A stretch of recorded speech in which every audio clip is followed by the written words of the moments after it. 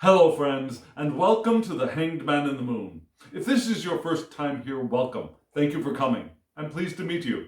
If you've been here before, thank you for returning. I'm truly honored. Friends, if you are a returning visitor, you surely know that this is my series in which I use tarot and oracle cards to explore topics related to living the intentional life. And every week I ask this question: how can we live this week more intentionally? And then I lay out the spread. But before I get to the spread, let me ask you a question. How are you feeling? Now that question can be answered in many, many ways. I'm fine, thank you. How are you? But what I'm asking you now is, are you feeling in the flow? Do you feel like things are going well for you, going easily for you, that you're moving through life like water through a very easy stream, not over rapids and trying to avoid obstacles, but things are going well, in the zone, as they say? If you are, I congratulate you, and this video is for you. If you're not, that's okay. We all have times, we all have many, many times in life that things don't seem to be going as easily as we hoped they would. We feel like we're bumping over rapids, that we're trying to avoid obstacles, that there's resistance coming at us from one or many vectors. And that's okay. We learn so much from those times. We grow, we evolve through those times. And then we reach another clear patch, right? Where things do seem to be going well, where we feel in the flow again, hopefully. And so, this video is also for you because you will be there. We will be there again. And then what do? This week's video, this week's spread, is asking us to consider that. What about those times when things are going well, when we feel like we are in the flow? We don't talk about those times very much. And this week we are. So, I've got a spread all laid out for you. Let me show you. Let's take a look.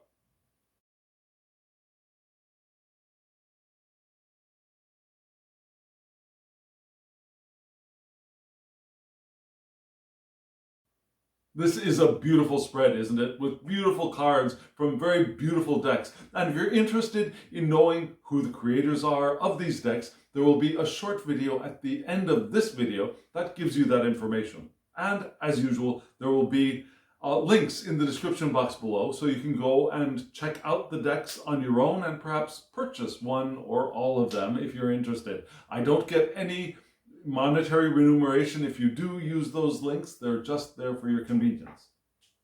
So, again, it's a beautiful spread. And I explained this spread on the first day, on the first spread of the new moon of this cycle. It's based on the Ace of Discs card from the Tarot of the Holy Light. And if this is your first time seeing the spread, let me give you a brief overview. There are 4 cards in the center from one tarot deck, and that gives us the main message of the spread. Below, there are 3 cards that give us the Earth section of the spread. And above, there are 3 cards that give us the air section. So above is air for our thoughts. Below, it's earth for our bodies, our work, what we do in the physical universe. It could be our health as well. But here, it's what we do in the physical universe. And then on either side of the central group of 4 cards, there were 2 other cards, oracle cards, and they give us an integrated piece of advice for this overall spread. And the order that we're going to be looking at the spread is center above with the air, below with the earth, and then the advice. So, makes sense, doesn't it? Let's look at the central message.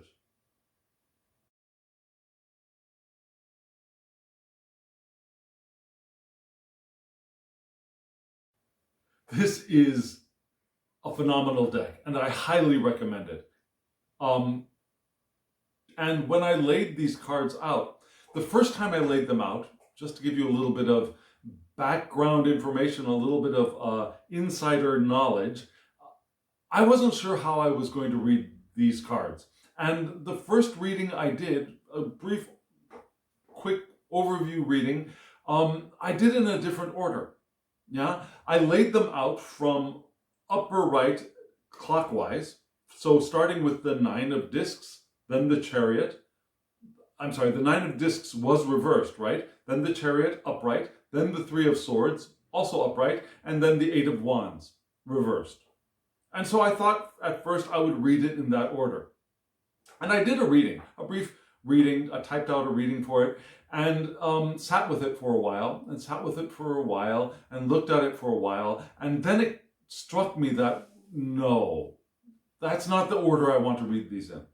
I want to start with one, the upright card with a very prominent figure, human-looking figure. Now, it's probably a divine figure, but at least the figure looks like a human being.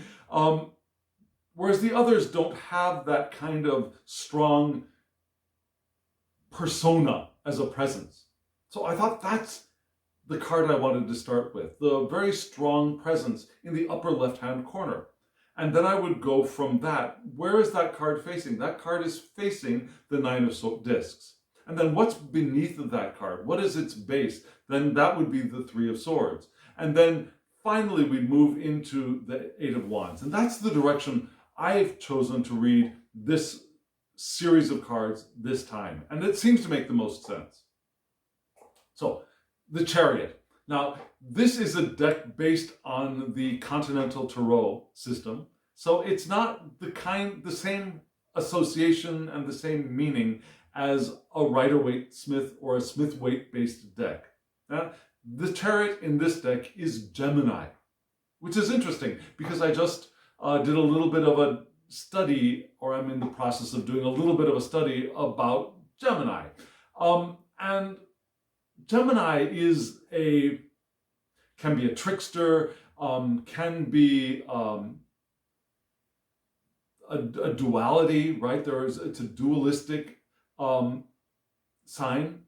Yeah, they're the two figures. It could be Dr. Jekyll and Mr. Hyde, for example. But it's also the card of communication, right? It's one of the houses of Mercury. And Mercury appears a couple of times in this spread as well. So the chariot, rather than being we got to get our act together, we've got to get our horses in line so that we can move forward. In this deck, this is a card, especially upright, for aspects of the self that are together and are now moving in harmony. And let me show you the card a little closer. I just showed you the 4 cards together, but hopefully you can see this a little bit better. What do we see? Let me move this over so I can see the card as well. We see a chariot, right, going from this side to that side. We've got 2 horses, one light, one dark, which is what we usually want to see in a chariot card. Yeah. The horses look to be a little bit excited, especially the dark horse looks excited, does it not? But the chariot seems to be going, and for the wheel of the chariot, what do we have? We have clouds and an open sky in the center, and we've got this eye, the divine eye peering through. So we've got the divine consciousness peering through this chariot, through our will, into the world as we move through it. And then around the chariot, around the figure of the charioteer, a female figure here, we've got the zodiac signs, we've got a lot of powerful celestial energy and symbol and knowledge all around their head, right? So this is a person with a lot of wisdom, a lot of knowledge going for them, and they're ready to communicate it. So what does it mean for us here? This is aspects of self: intuition, reason, spirit, instinct, body, mind, all moving in harmony now. So I almost think of this card as being the next step after the Rider-Waite-Smith chariot card. Now the Rider-Waite and the Tarot de Marseille, actually, Chariot card, I think of that time when we're still trying to wrestle things together. And this card feels like this is the moment after, when the horses are moving in line through the universe with divine consciousness and our own will guiding it. So aspects of self moving together. It's also Sophia, and the female chariot here, Sophia, meaning wisdom, and the feminine aspect of the divine, the creative aspect of the divine, is directing the movement of and through the cosmos with cooperation from our eternal natures and our humanly manifesting natures as well. There's an alignment here, right? There's an alignment here from the divine mind with Sophia, our eternal consciousness that has manifested here in these beautiful bodies that we have, and then the conscious human mind that we have, all in alignment, moving together. That's what living the intentional life is, isn't it? That's what we want it to feel like. That feeling of alignment, and alignment in motion. Yeah, there's access to the larger world here as well. We've got it all in front of us, before us, and we're in it as well. It's not only in front of us, we're in it. We're manifesting according to our wisdom and the wisdom of our divine natures as well. Why am I emphasizing that? There are times when our conscious minds and our eternal natures are not in alignment, and we've got this egoic thing going on. I gotta get, I gotta have, I gotta make, I gotta grab, I gotta, I need. Which is not moving with the flow of intention. That's not an open thing. It's a closed thing of trying to grab and struggle and get. Right? Being open to the power of intention, what does that feel like? It feels like there's this stream, a steady stream of power moving through us as we move through with the flow of our current of intention. And there's an openness and a natural manifestation of the things that we want, the things that we have placed on our current of intention. That manifestation is natural and easy and smooth because we are all in alignment. Rather than being less in alignment, being a little bit off kilter and trying to struggle to get ahead. Does that make sense? So living the intentional life, from my study of this deck, is this card in base. And this is the end of the septenary, right? We've accomplished the cycle, the first cycle of the trumps in the manifested world. Now we're still evolving and we're still moving on. This isn't the end. There is no endedness in the intentional life, but we've got it all going in the physical world. And that's what living the intentional life feels like when we are open to it. And we don't want to beat ourselves up. Have you ever found yourself beating yourself up for not feeling open to it, for not feeling like life is moving forward? I do, all the time, on a daily basis, which is a little bit embarrassing to admit, but I do. And that is one thing particularly that I am trying to work on, trying to allow to leave my experience. That criticism, that self-criticism of not being in this point. But this is where we want to be as intentional livers. Boy, that sounds weird, doesn't it? As those who live the intentional life. But then, what? So what? So what? Why do we have these extra 3 cards when this is what we want? I mean, we're here. Why talk about it anymore if we're there? Well, because we don't talk about it that much. We don't talk about it when we are in the flow. So then what? We're always talking about, well, this is going wrong, that's going wrong, I don't feel it, I'm not happy, I don't have what I want, I don't have the people in my life that I want. And those are the things that we talk about the most because those are the things we want to fix. And when we get to the point where we don't feel like we need to fix anything, then do we stop talking? Do we stop thinking? I hope not.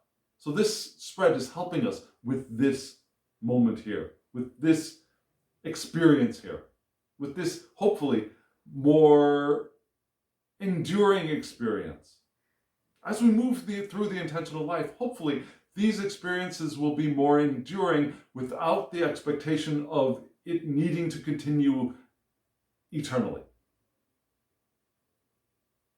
We came into these bodies to have these loss of chariot experience moments because that's, again, how we evolve. But then, what about when we're here? Do we just stop thinking? Do we stop paying attention? No. So, what do we pay attention to? And you notice that this charioteer is riding in the direction of, what was it? Right next to it was this card. Yeah, the charioteer, I'm trying to get this lined up so that you can see it the way I saw it. This charioteer is moving in the direction of that 9 of discs card in reverse. And oh no, not a reverse. Yes, a reverse card. It's this card in reverse. And when it's upright, it is Scorpio ruled by Mercury. I'm sorry, no, not Scorpio. Brain fart. Venus, Virgo, ruled by Mercury, which is cool because Mercury likes being in Virgo and Virgo likes having Mercury around. It's the natural home, right? And upright, what do we see? Let me show you the card upright. We see this beautiful lion at the bottom and this eagle right behind the lion about to take flight. There are these plants growing around the sides. The sun and the moon are in their place in the sky. And it's beautiful. It's power. It's pleasure. It's the feeling of things moving in alignment, moving easily. Yeah, we've got our lists, and our lists are working out nicely because Mercury is in Virgo, moving quickly, perhaps. What happens when it's in reverse? In reverse, Mercury is in Gemini. We're back to Gemini, which actually is not such a big problem. But so in both in its upright and reversed aspects, this card is not a big, careful. It was upright, it's good. In reverse, you gotta watch out. It's big troubles on your way, you're gonna die. That's not what this is saying. It's not you're gonna lose everything. But it is asking us to pay more attention to what's going on. Because Gemini can be a little scattered, right? So, what is this card telling us? With the planets and all that below us, this eagle flying down, the earth above us. This card is here to tell us or remind us that when things are going smoothly, when we're in the flow, when we're in the zone, yeah, we're busy, we're active. But we may not be fully aware of exactly how busy we are and how active we're being. And there's a potential to, like I said, get scattered.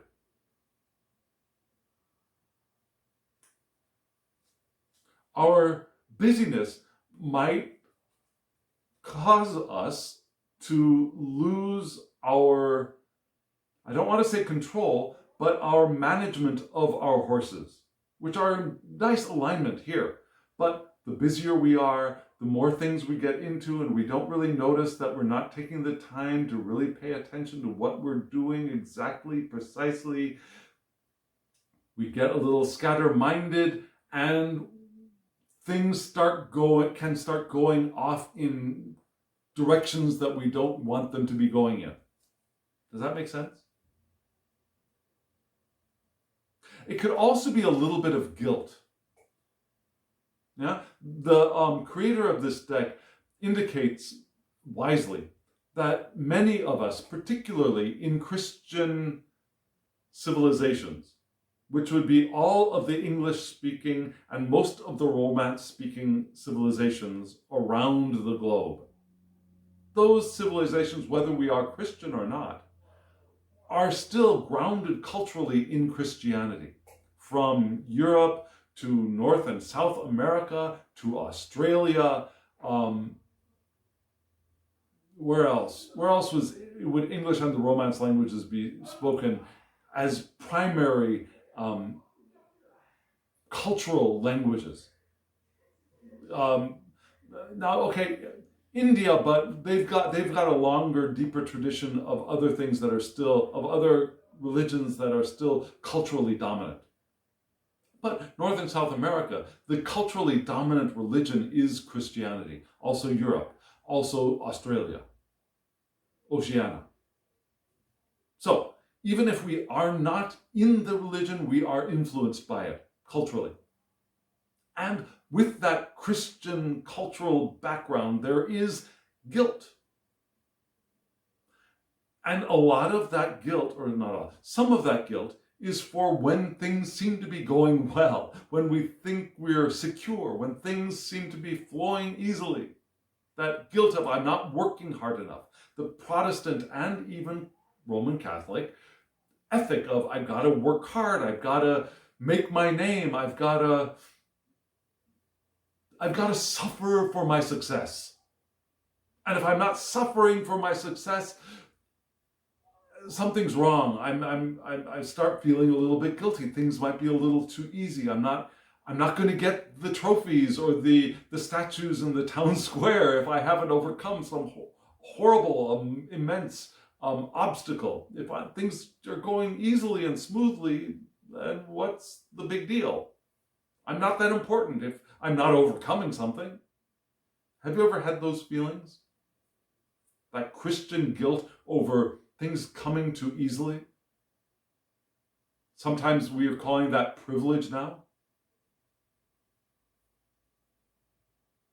When we get rewards for suffering and working hard, we feel like we've earned them. We've put in a lot of effort.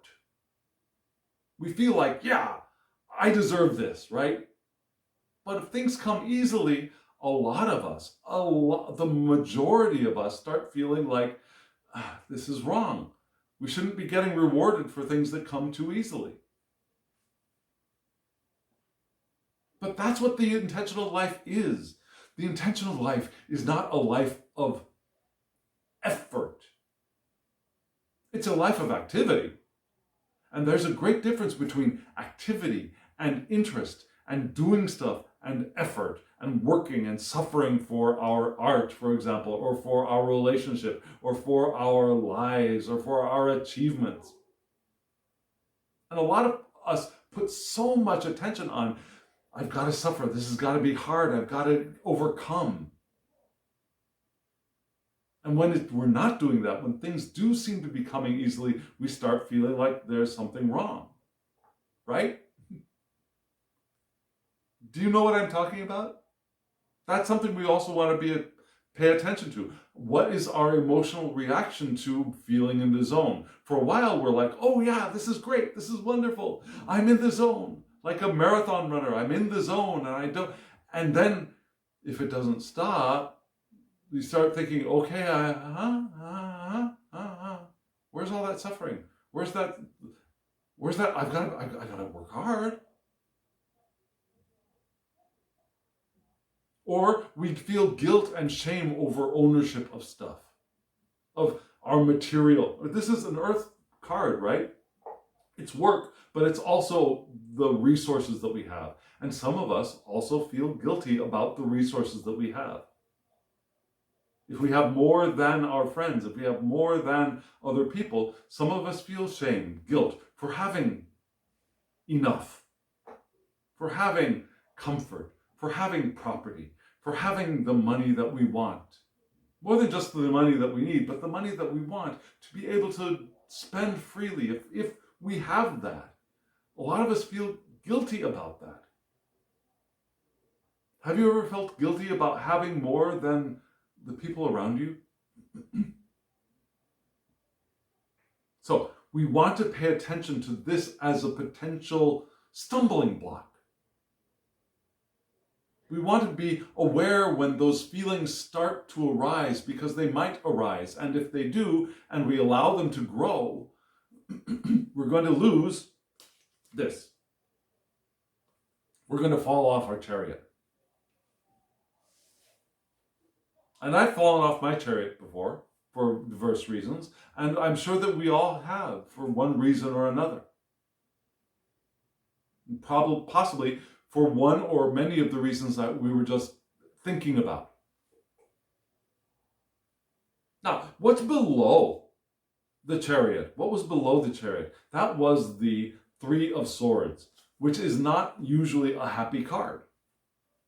And it's not really a happy card in this deck either. It's not as happy, for example, as the Chariot card might be. This is the Three of Swords, and in this deck it is Libra ruled by Mercury again. Now, Mercury showing up in Libra is not exactly a very comfortable match. Not as comfortable as Mercury in Virgo or Mercury in Gemini, for example. Yeah, this is Mercury in Libra. It's a little bit off, it's outside of its comfort zone. And it's also Virgo in Scorpio. Yeah, the cards have more than one association to them. Yeah? Venus in Scorpio. I've got this thing with Venus and Virgo. I think I've mentioned this before, where sometime in my past, I associated Venus and Virgo as a similar image in my head. And so sometimes it slips out. This is not Virgo, this is Venus in Pisces as well. And again, Venus being in Pisces, that's not a very comfortable match either. There's too much water and emotion for the earthy, disciplined, list-making. I'm going to Virgo again. That is so bizarre. I'm sorry. That's too much water for the planet of beauty and creation and moving right along. I've messed my mind up. Okay, let's just move right along. What does this card mean in this deck? It's an upright. And what do we see? We see three swords instead of the heart from Pamela Coleman Smith's card and the Solabuska card. We see the Orphic egg with the serpent wrapped around it. And three swords piercing that. And we've got this bright, shining light with the divine triangle, the Trinity symbol in the background. We got the planets around it. We got flowers growing up. The swords are also piercing the earth at the bottom. I don't know if you noticed that. The swords pierce the egg and the earth beneath. So there's this idea of breaking open, right?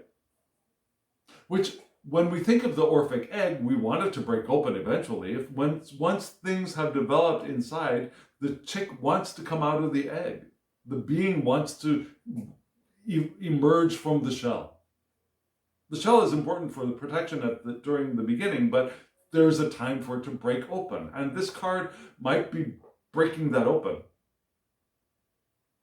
To what end? To what purpose? This card is emotional bonds being loosened and giving us the opportunity to examine whether we want to continue to participate in those relationships or not, to participate in those emotional bonds or not. So we get the chance to evaluate, to let some bonds go into the past to release and to keep moving forward in a very comfortable, loose state as we move with the chariot. Now remember, we're still moving with the chariot here. The chariot is above, so this is what's below. Below, in our emotional area, we have the opportunity to examine that, to open, to allow things to flow out of our experience, but not everything. It's not a cutting off of all emotional bonds, but allowing some things that are not working for us right now to flow past and into the past. Flow past and into the past. That kind of worked out well. It's also compassion towards self. A reminder that, yes, even though things are moving well, we want to have compassion for ourselves. It's not the time to forget about ourselves and put all of our attention on the outside world and the people around us. We also want to have compassion for ourselves in our feeling of success. Does that make sense? We want to take care of ourselves, do the work to take care of ourselves, because that is our key. And we take care of ourselves so that we are able to take care of others and have compassion for others as well. If we don't take care of this, we don't have anything to give them. And of course, there is no actual separation here, right? Them is us. Them is a reflection of us. So as we take care of ourselves, that compassion flows out into the world at the same time. This card is also here to remind us to resist perfectionism. Venus is exalted but unstable in Pisces. Now, Venus is exalted here. Lifted up, but lifted up with not much stability beneath her. Yeah? So there's that potential for perfectionism that can come from things seeming to, this card, from things seeming to go well. So don't press. This is not the time to press, because if we press, we might start cracking that egg open too soon. It's time to stop defending against our fear of loss as well. We want to be open to letting things go, but when we do, sometimes we start getting uneasy and afraid that too much is going to be let go. We're going to lose things that we don't want to lose. We're going to let things go or things are going to leave if we open our arms. So we want to be careful of that. Because, why? Again, when we're moving with the chariot, when we're moving with intention, we are open and we're allowing things to happen. And then as we allow things to happen and some of those things start moving away from us, we start getting afraid that, oh no, we're going to start losing everything, right? We start closing back down again. And we want to avoid that. So we want to question all. We want to allow all bonds to be there, but not bondage. Bond, not bondage. Connection, not grasping. So that we allow our hands to be open so that when the time has come for things to move out of our experience, we allow them to move out without being afraid that we're starting to lose everything. So question, allow the bonds to be fluid, like Pisces. And we want to also allow ourselves to pay attention. This is the mind card, right? It's a card of mind. Pay attention to the dreams that we have of the future and which of them are real and are healthy and are beneficial, and which of them are false dreams, are inflations of ego. And when ego is healthy, that's not a problem. But sometimes ego does get unhealthy. And some of those unhealthy dreams that we have, when we're in the flow, we have the opportunity to look at them and examine them and take them off of the powerful flow of our intention. Let them go. Because they're false.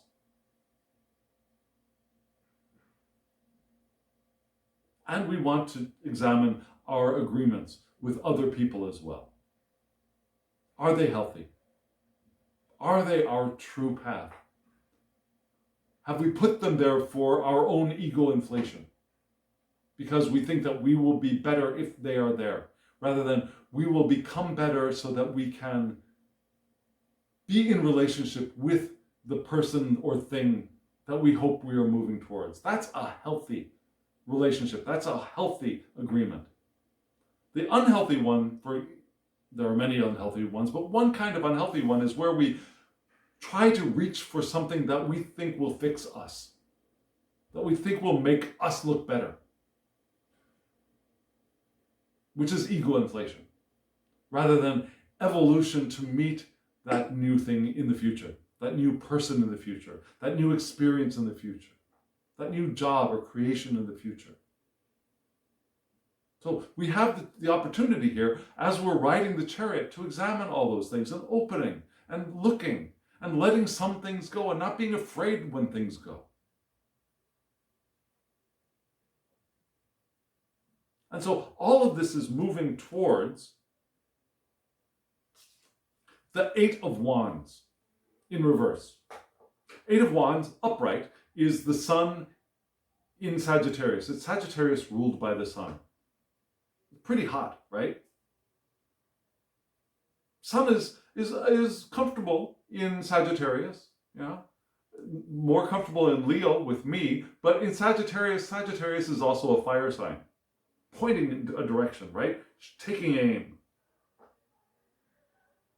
But in reverse, this is Jupiter in Capricorn. Expansive, but Capricorn wants to work hard and keep moving forward and do the stuff to achieve. And Jupiter's expansion and luck and good fortune, and there's a discomfort there, right? So upright, what do we see? Let me give you that. We have the Carduceus in the center, a beautiful wand with two snakes winding up it. We've got this burst of light coming down diagonally from one side, from the sky down to the ground, and these flames, this fiery creation on one side, but not the whole landscape. We've got these 8 wands, nice and safe in the green on the other side. So it's wonderful. It's a beautiful card of power and fire and passion, but also good balance and stability and energy. I mean, it's not the 8 wands flying through the air in Pamela Coleman-Smith's deck, but there is a lot of energy moving in this card. Sun in Sagittarius, yeah? Bing! Like a fiery arrow flying through the sky. In reverse, again, this is Jupiter in Capricorn, which wants us to examine the path we are on and how it started. Because sometimes our initial planning stages might have been not as detailed or as accurate as we'd hoped they would be. And so we're moving with the chariot, but if we haven't had a really good, clear, clean map laid out for us, we haven't gotten all our supplies together, we're moving fast with the chariot, and we may discover we're going in the wrong direction a little bit, or we don't have everything that we need for the full journey. It's also the potential for excessive growth. And with getting busy, suddenly, went in an entirely different area there with getting busy, but as we've gotten busy and we're doing so much, and we're not completely paying attention to what is going on, we're getting a little bit scattered, there's the potential for excessive growth, for things to have encrusted, for our not having let go like we want to do in the Three of Swords, letting things go. And also pruning and cutting away the weeds, doing the weeding in the garden. So there's the potential for excessive growth starting to build up and weigh us down and creating a lot of dead matter that we're carrying forward with us, especially if we haven't done the work of the Three of Swords, as recommended just a few moments ago. And this is a card to remind us that it's time for Capricorn's intervention in Jupiter. Now, sometimes Jupiter's expansion and growth and gathering gets us weighed down, and we start sinking in our river of intention instead of flowing on the top and moving forward. Now we start being weighed down by stuff.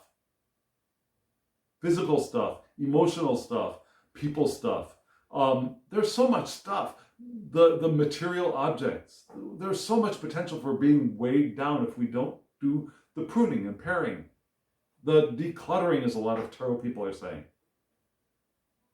What's the other word? Decluttering, or there's a word that people are using these days and it's not coming to mind right now because I don't do it. You can see that. So this is a card to remind us that temporary pauses are also beneficial. So we don't want to get worried right away if we pause on the path of the Chariot. Those pauses are good. This card is Capricorn is going to chill Jupiter off. In the Northern Hemisphere, that's the winter time, right? Christmas. The winter time, things cool off, they stop growing. And that Capricorn cooling off period is going to be a benefit for Jupiter right now. Because instead of keeping expanding and gathering more stuff in, it gives us the opportunity to start pruning and paring and clearing and cleaning and organizing. So instead of railing against those pauses of, oh crap, my chariot's not moving forward like I hoped it would, like it was doing just a moment ago. Instead of railing against that pause, it's a good time to reestablish order and clear away the debris. In recognition that we haven't been knocked off of our chariot every time it slows down. Does that make sense? This is all wonderful advice if we are feeling that feeling of being in the zone, of moving smoothly. Saying, yes, and pay attention. Pay attention to what we're doing. Enjoy it. Yes. Move with it. Yes. There's no need to get scared. There's no need to start worrying about it. And there's no need to stop paying attention either. This is a wonderful time for us to be aware that we don't have to do everything. Be selective. Move selectively without being, oh no, if I do that, then oh no, if I continue to do, oh no, and we can let those oh no's go and still be selective. We can open ourselves to allow things to move out of our experience that are not suitable. And when we do slow down, when we come to the school zone and we have to slow down to like 20, for the United States people, 20 miles per hour. That's not the universe saying you're doing something wrong.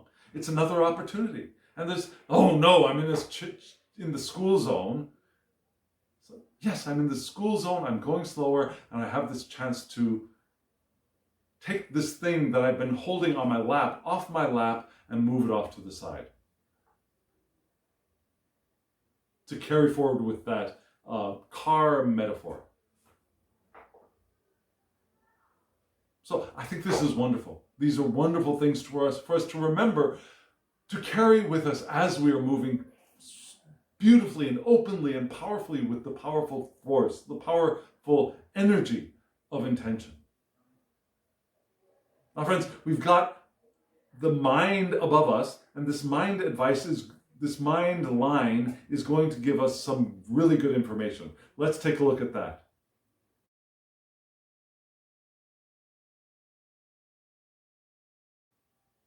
Do you like this dragon deck? Isn't it a fabulous deck? So, we had 3 cards from my dragon deck, and the dragons are the air for me, and that means the mind. And also our vision, what we're looking at, what we pay attention to, where attention goes. And of course, where attention goes, energy flows, as they say. It's all about consciousness and mind, right? So that's what's going on at the top. And so, where did we go? We started from left to right with the Ace of Cups, the Star, and then the Four of Cups. You'll notice we've got a lot of water in this whole spread. I don't know if you noticed it yet, but yeah, there's a lot of water. And at the top and at the bottom, there's a lot of water. So we start with the Ace of Cups. And it's a cute card, yeah? Instead of a cup with a bird flying above it and, I don't know, were there clouds in Pamela Coleman Smith's art? Anyways, so instead of that, what do we have here? We have a beautiful baby, young-looking dragon sitting on the bank of a river with a cute little duckling carrying the Ace of Cups, carrying that single cup of an acorn cap to the dragon. Very lush, very watery. Oh, I'm sorry. The dragon isn't sitting on the bank. The dragon is sitting on a lily pad. I just noticed that. I'd always thought this was a bank, but I just noticed that that is a lily pad. Perfect, right? Perfect for this suit. Perfect for the ace, I believe. And so what does that mean? That's new relationships. Now, in this offering of this cup, the duck and the dragon are in a new relationship, perhaps. Could be romantic, could be for work, it could be for friendship, it could be for sport, it could be for anything, but new relationship. And also love. Now, the energy of the springtime of new love. It's for compassion as well. Remember, we were just talking about compassion for self as well as for other. It's for creativity. Now that emotional creativity, rather than the passion creativity of the wands, it's the emotional creativity of abundance and affirmation of yes to manifesting. And manifestation comes with and is indicated by our emotions, are they not? Is it not? So yes, the Ace of Cups, the newness. And that's the direction, perhaps, that the chariot is moving in. So we have this Ace of Cups, and this Ace of Cups leads us right into the Star. And this, again, is different from the art of Pamela Coleman Smith. We don't see a female human figure radiant in her natural state with no clothes, pouring water into a stream, and perhaps even water on the land next to the stream. Perhaps 1 foot is in the stream, and there are stars above. Here we have a dragon sitting on top of a rock, but still looking up at the stars and gazing at and meditating on the stars, finding their North Star, which is one of the meanings for me for the star card in all RWS-based decks. And this is an RWS-based deck. It's finding that North Star, finding the direction. We all have our own North Stars to follow, our guide. And we feel when we're on line with that, and we feel when we aren't, right? It's also the card of hope and faith and optimism. It comes right after the Tower, so everything's crumbled up, down, and then the next step is, okay, so the crumbling is over, and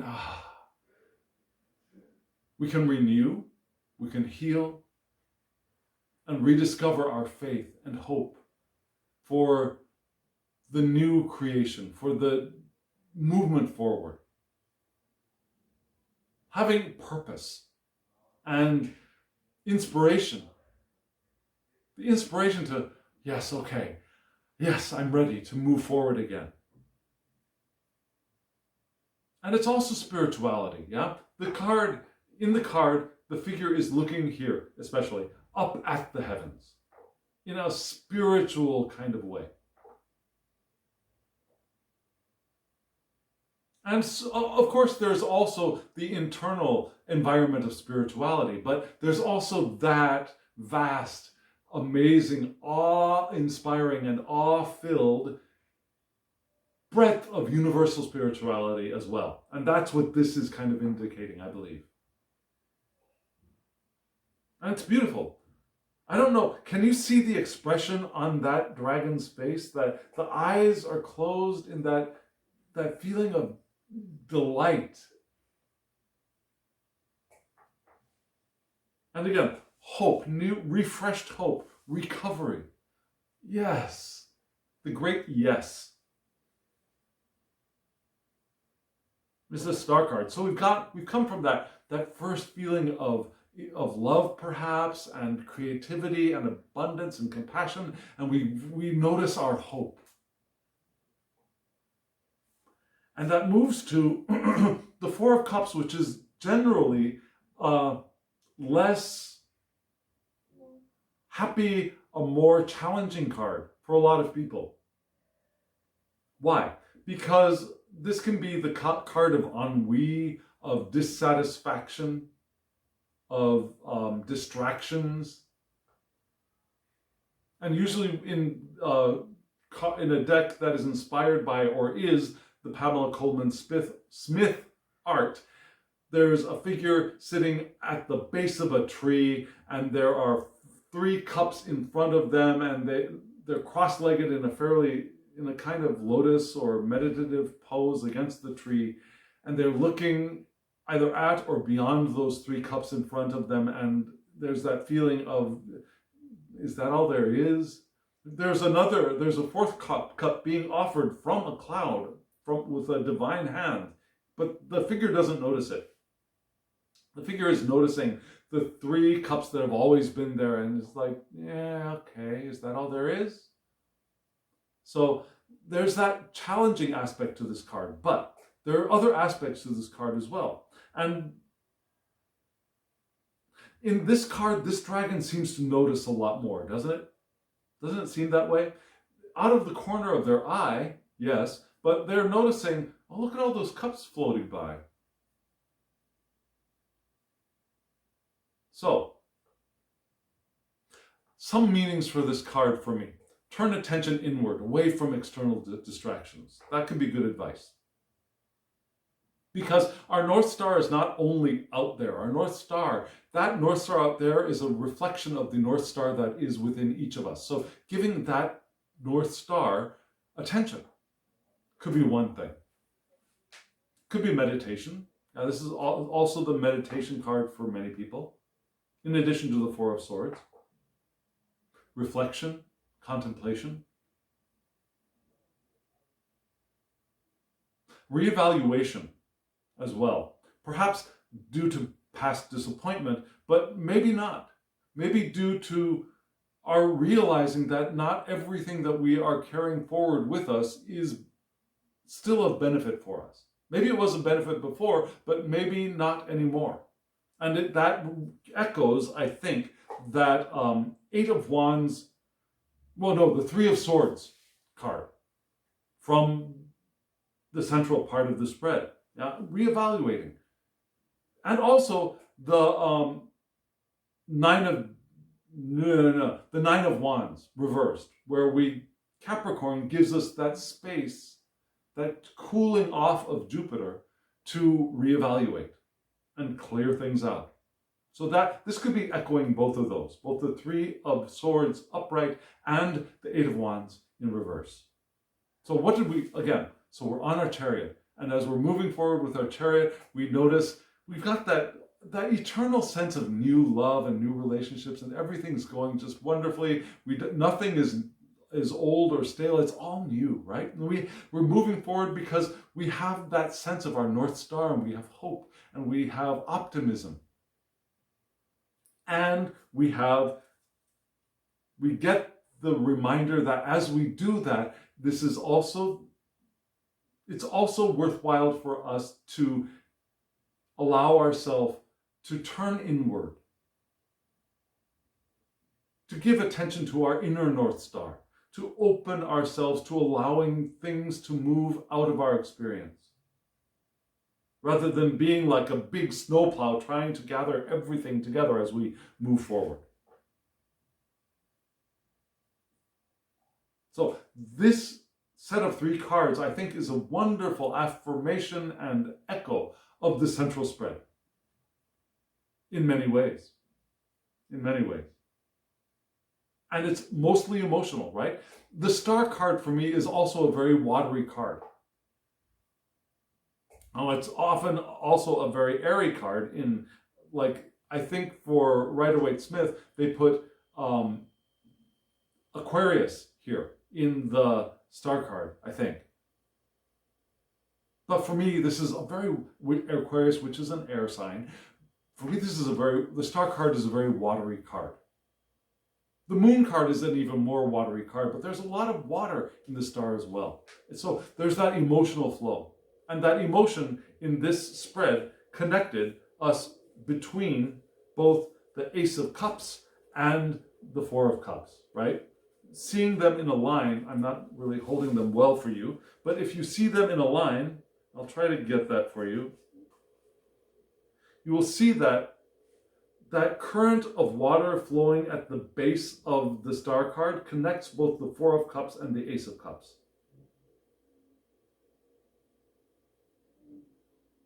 And that's where our connection is through our hope, through our optimism, through our North Star, both internal and external. So just another layer on top of that, right? Our emotions they're what connect everything together. And they're our indication of how open we are to moving with the powerful flow of intention. Our emotions are our indicator of how open we are. When we're feeling love, and we're feeling joy, and we're feeling gratitude, and we're feeling love, we know that we're open, and we have that access to intention. When we're feeling satisfied, we might not be as open, but we still are open enough to be moving forward with intention.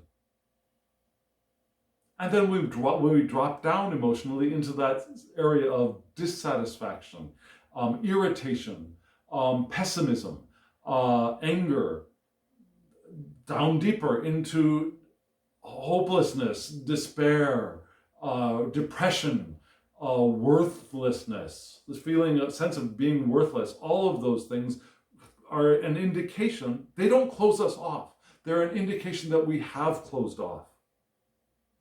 Now, we can't disconnect entirely from intention. That's impossible. We can't completely disengage from the divine. That's impossible. If we did, we would flit out of existence both in the material and in the non-physical realm, and that's an impossibility. However, we can sure block ourselves off from contact with it. Not removed, but just not allowing it all in, or much in, or almost any in. And our emotions are our indicators of where we are in that scale of openness or not. And living an intentional life, we want to be as open as often as we can. Make sense? So that's all in the area, it's emotion, but all in the area of where we give our attention. Now let's move into the nitty-gritty of the earth. Let's look at the base cards.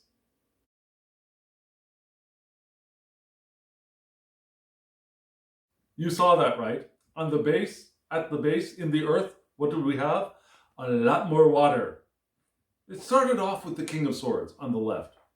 Beautiful, majestic raven on the left. And then we moved right to the King of Cups and the Queen of Cups. A lot of court cards in the base, right? A lot of people here on the earth that we are interacting with. So these could be other people. But for now, I'm going to read these three cards as aspects of self.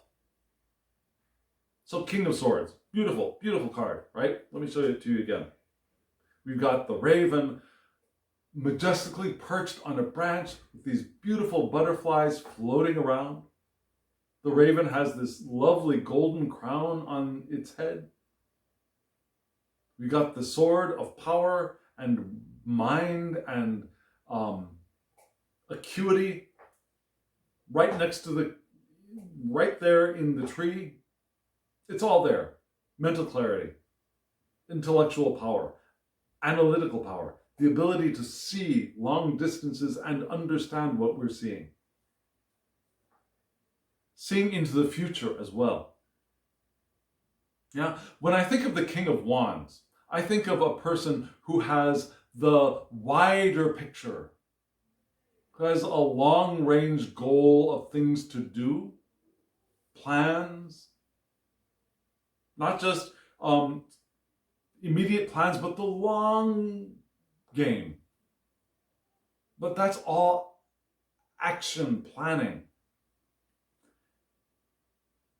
In this card, it's the view. I see what's out there, and I know what's out there, and I understand what's out there. And I can choose a different course knowing that, right? And I have the authority to do that. The King of Wands is leadership. This is intellectual authority. I have the authority to speak, because it's also a communication card. I can create order because I have that logical mind. And I can see and speak the truth.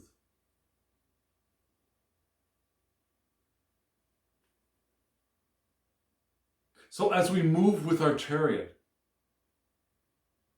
to be able to do that Three of Swords, opening, discernment, to avoid the potential trap of that Nine of Discs of getting too scattered or starting to feel guilty, and noticing when that guilt is starting to well up a little bit. To allow ourselves to be calm and cool when things start to chill off in the Eight of Wands reversed in Capricorn. And take advantage of that time to do something else, because we are rational. We can think clearly. We can see that, okay, this is not a temporary setback. This is an opportunity to do something before we start moving quickly again. So this is wonderful advice to begin with. And as we move from this and we reclaim our King of Cupsness, this is a beautiful card, isn't it? This lovely, lovely King of Squirrel is on a rock in front of very, very choppy water, right? You see the fish leaping out of the water? See the rod of power being held by the squirrel in their tail and the cup right next to it? Beautiful crown of gold on the head of this squirrel as well. Reeds in the background, lovely card. And we get that sense of the king being there on a very stable platform in the middle of emotional turmoil.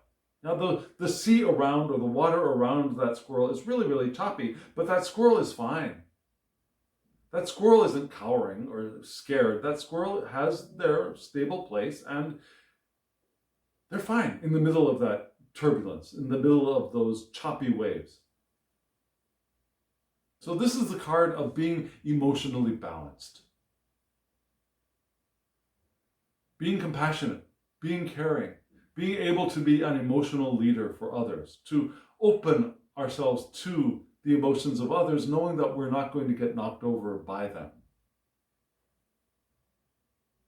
But not making them stay if they don't want to stay. We allow them to move past with the flow of water, right?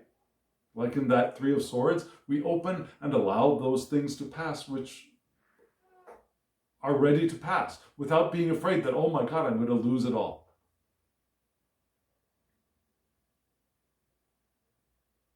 And we allow the new thing to leap into our view as well, like that fish saying, hey there. And at this king's back is the queen. Now that's the way they were placed, right? The king was here and the queen is here. Now the king is looking at the raven, which is looking off into the past, perhaps. But the king is looking at the raven, and at the king's back is the queen. In the way that the cards are facing. Not that all women are at the back and behest of men. That's not what I'm saying. It's just that the way that these cards are laid out is that the queen is at the king's back, and the queen is paying attention to the king as well. Could have been the other way around. Definitely can be the other way around. But here we've got the queen at the king's back and the Queen of Cups. Who is she? She is sitting there on a rock with very calm water around her. And remember, when I say her, boy bodies are hers, girl bodies are hers, trans bodies are hers, cis bodies are hers, non-binary bodies in this card are hers. Now, we're all the Queen of Cups. She's there, she's got her tail wrapped around her acorn. There's water around her. She's on the pebbles and she's connected to that water. She's not up above like the king was. She's connected to the water, and the waters are pretty calm. There are ripples. So it's alive water. It's not stagnant, stale water. It's alive, living water. There are ripples, but it's not turbulent like in the king's card. There are fish. Do you notice the fish down there at the bottom? There are fish coming up to pay court. So there's that connection, interaction. The Queen of Cups is the compassionate one, the caring, nurturing one, the warm and tender one of the court cards. The open embrace of the nurturer. Also emotionally stable, but maybe not as clearly emotionally stable as the king, but emotionally stable. And because she's empathic. And sometimes she might be following the empathic feelings that she receives in her interactions with others. She's intuitive. She's got that emotional, intuitive thing going. She's in the flow. Yeah, she's in the flow here as well. But you also notice that she's the acorn there. The cap is on the acorn, which reminds me of the Queen of Cups in the Tarot de Marseille, but also the Queen in the Rider-Waite-Smith, Pamela Coleman Smith's art. Those queens, the cap is on the cup, which sometimes makes me think that she's a little bit emotionally protective. She doesn't let it all flow out. Now, she's connected to, she's empathic with, but she doesn't expose all of her own personal emotion to the world. Whereas the king seems to be open to anything. The queen is a little bit self-protected, perhaps because she knows that she is so empathic that if she doesn't have some filters there, she could become unstable and lose her footing and plunge into the water and lose herself in it. So there's that potential for filtering out and filtering and keeping some kind of boundary, a healthy boundary between ourselves and others as we are empaths.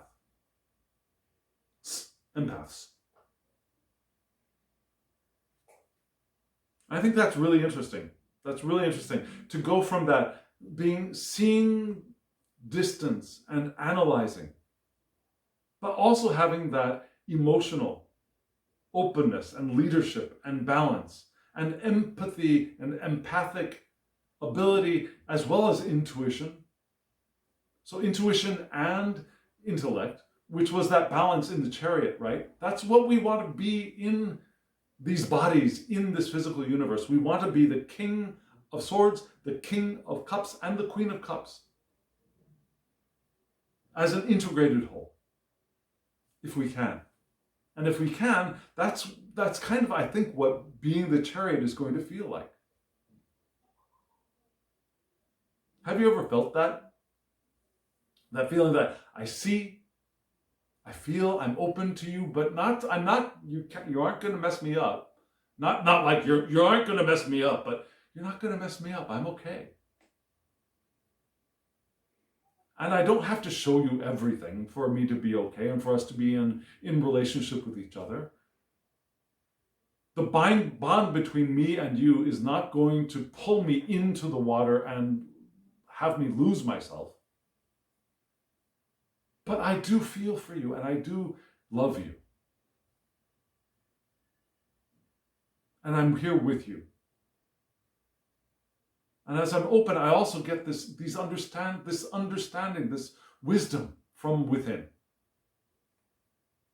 That's what I think being in the chariot as a full embodiment is like.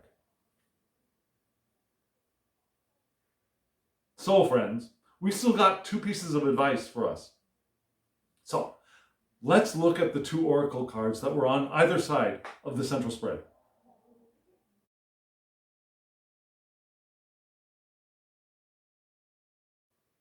Two more dragons on either side of the central spread. And before we get into that, let's do a really, really quick overview of what we saw. Yeah, we had the chariot. That's who we are.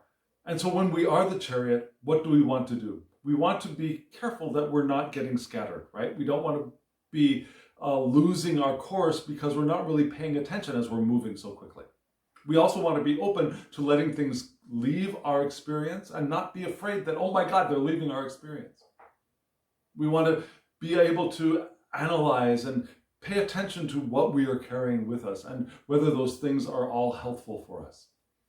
And we want to be able to not freak out when things do start to slow down, when things chill, like we enter a school zone. I'm stuck on that metaphor. When we enter the school zone and we slow down our speed, we don't want to freak out about that. We want to take advantage of that as an opportunity to weed out, to let stuff go. Make sure that we've planned as we thought we had planned, that the direction we're going is actually the direction we really want to be going, that our map is still accurate. And then above, what did we have? We have this emotional journey of the Ace of Cups, being love and new feelings of joy and creativity. And on the other side, remembering to pay attention to what's going on in here. And maybe doing some emotional clearing, reevaluating. And having that all connected by hope and our North Star, because that's the direction that the chariot is moving in. And then in the base, who do we want to be? Who do we want these manifesting bodies to embody?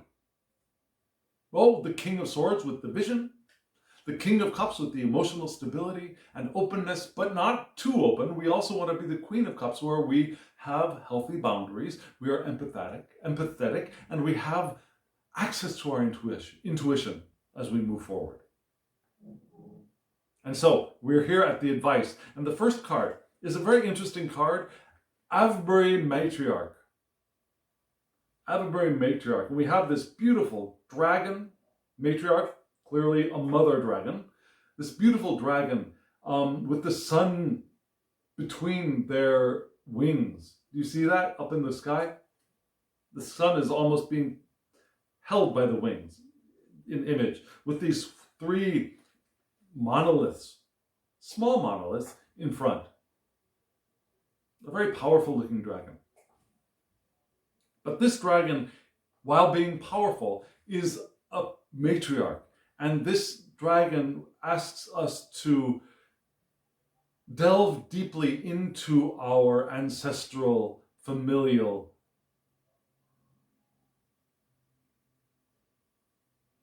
experiences. And notice where healing is being asked for.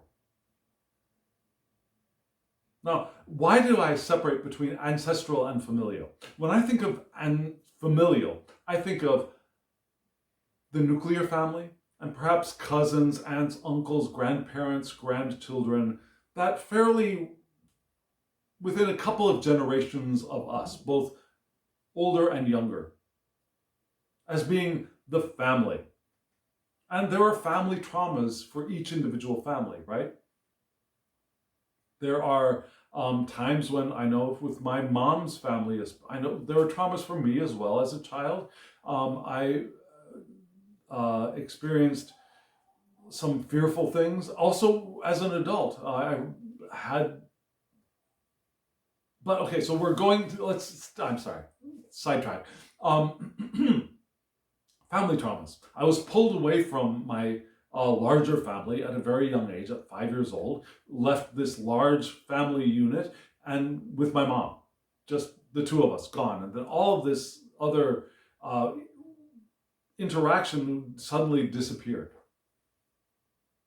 My primary caregiver, my grandmother, was suddenly thousands of miles away from me. And so that was a little bit of familial trauma for me. But I also know that my mother experienced familial trauma as well in her family with a father that was violent. And so there's all this familial trauma and pain that also affects me in a sense. But there's also ancestral trauma. Now that goes deeper, farther than just my grandparents, for example, my great-grandparents, my great-great-grandparents, my great-great-great-great-great-grandparents. Yeah? My great-grandmother who had also distant, greater familial trauma is now my ancestral trauma. Yeah? She was from Lithuania and she came to the United States to escape the Cossacks. Yeah? She had to hide in a hole in their fields when the Cossacks were coming, so that she and her sisters or whoever, the rest of the family, wouldn't be beaten, raped, whatever. And the Cossacks are an entirely different thing. Yeah? I mean, the Cossacks are Ukrainian, and so my view of Ukraine is very mixed. I do not want Russia taking over Ukraine, of course. Independence, freedom, they shouldn't be attacked. But also I've seen a lot of Ukrainians being very proud of their Cossack heritage, and I know that the Cossacks did some very bad things, and I have ancestral trauma, partially, a little bit, from that experience of needing to protect. My grandmother survived the Depression with children and no husband. There's also that familial trauma. There's a lot of stuff. We each carry stuff along with us to one extent or another. And this card here is reminding us to look at that and do the healing. Because the stuff that we are carrying, if we are carrying it, mostly we are carrying it because we didn't notice that we picked it up in the first place. There were times when we probably had the potential to not pick it up, but we were kids, we didn't know better. We were affected by our family, and we were taught the familial traumas. So there are times when we want to release the chains that continue family pain from generation to generation. And we can do that. We can let it go. To heal ourselves and heal the rest of our families. Because the more we heal ourselves, we can radiate health to those around us. If we do not heal ourselves, we radiate our trauma to those around us as well. So first we heal ourselves, and then we become the healers. And so we heal with the help from Spirit, from the divine, from the eternal natures that we are manifesting here in these bodies. We heal with the power of our traditions as well. We don't want to completely erase the past. We have traditions that will help us heal. From our families, from our ancestors, from our cultural heritage. And we have ancestors there in spirit who have now released all of their trauma and are here to help us heal. Does that make sense? We have so much help. You have so much help available to you from your tradition. If you allow yourself to open to it. You have ancestors in spirit who are here with you every moment of every day. All you have to do is open to them for assistance in that healing, because they're already healed, in my understanding. Our ancestors who are no longer in bodies are already healed, and they're ready to help us heal as well. And so that pain that we feel is expressed in this next card, which was on the other side. It's the fear card, right? This bright, red, beautiful dragon here in this open plain, with these flowers and the mountains in the background. This beautiful, beautiful card with the title of Fear. To remind us that cultural, familial, ancestral pain causes suffering and fear. And those things obstruct our access to our intuition and our wisdom and the powerful flow of intention. And that pain, that fear that we carry with us not only causes more pain, but also blocks our ability, our access to so much power that we actually have, that we were born with. It disturbs the flow of energy in our bodies and causes not only blockage, but poor health as well. Now, over time, though, that fear and that pain can cause physical damage to our beautiful, beautiful bodies. So we want to let it go. We want to heal. We want to open, to allow wellness, well-being to return to us. Because where there is fear, there can be no love. That doesn't mean if you're holding a little bit of fear, you cannot love. But if you're afraid, if you're in the midst of that fear, you are not in the midst of any of your love. And so we want to allow that fear to be healed and released. And one way to clear the pain is to visualize, is to meditate, yes, but also to visualize. And what do we visualize? There is a really good idea in the guidebook. Let me read that to you. One way to clear this pain is to visualize all of our inner channels opening. Yeah, whatever that means to you. If you think of chakras, you can think of that channel of the chakras and the extending meridians off of the chakras that run through the body, those being the channels. You can think of just your nervous system as being the channels. Our mind is not all located here, it's throughout our bodies. There is a center here, there's a center here, there's a center here. Can you see that? Maybe it's too low for the camera. Here in the gut, and all these centers of mind are connected to each other by the vagus nerve, and also there are nerves that extend from that. So there's also that kind of idea of channels, right? Perhaps you think of spiritual channels in a different way. But whatever your idea of channels and energy moving through the body, we want to visualize all of those channels opening and allowing that sediment that we've accrued through fear and pain and suffering, that causes sediment. We want to let that sediment flow. Where? Into the core of the earth. Let it drain. Visualize it draining from the body, through the feet, into the earth. Don't do this if you're driving. When you are safe, when you can give attention to the inside. Don't do it when you're chopping vegetables either. But when you are in your quiet, spiritually activated and safe space, physical space, allow that energy to flow into the earth for recycling, because the earth can take care of it. It'll burn and recycle and create new potential matter that can be created into anything we want it to be created into.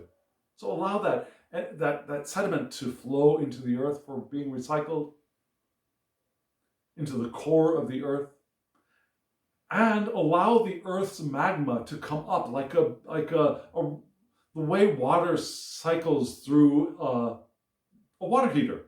Yeah, the cold water comes in and the hot water goes out. Only this way, it's going to be the other way around. That cold water is going out into the earth to be recycled, and then we're going to allow the magma of the earth to come into us and not be afraid of it, because we are dragon beings, right? We allow that fire to come into us and clear away the scales, the rest of the detritus around the tunnels of the pathways of energy.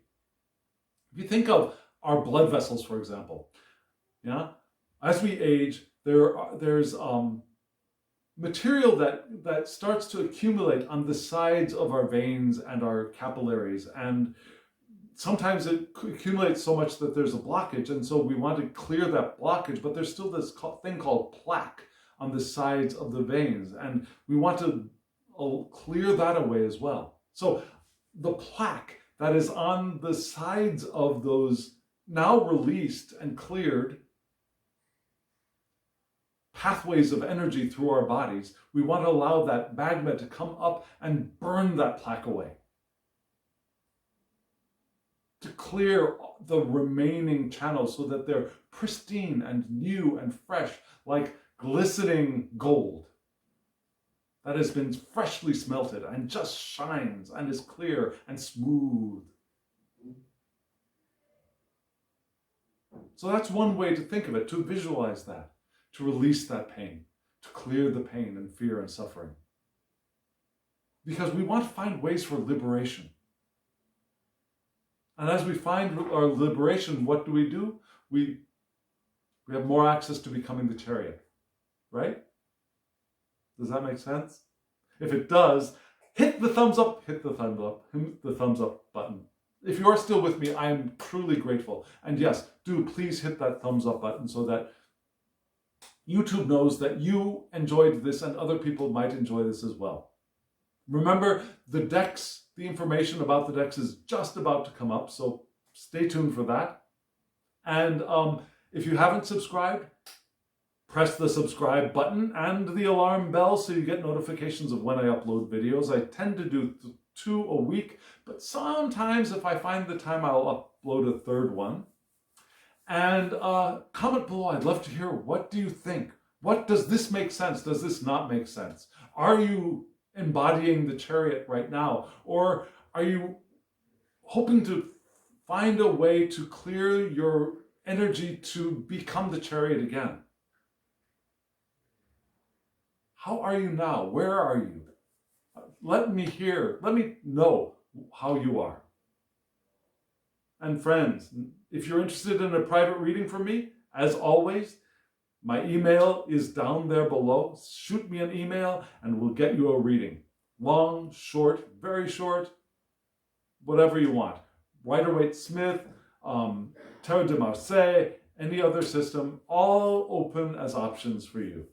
So shoot me an email and we can work it out. And friends, now, as always, I wish you love, joy, well-being, and pure awareness. Thank you.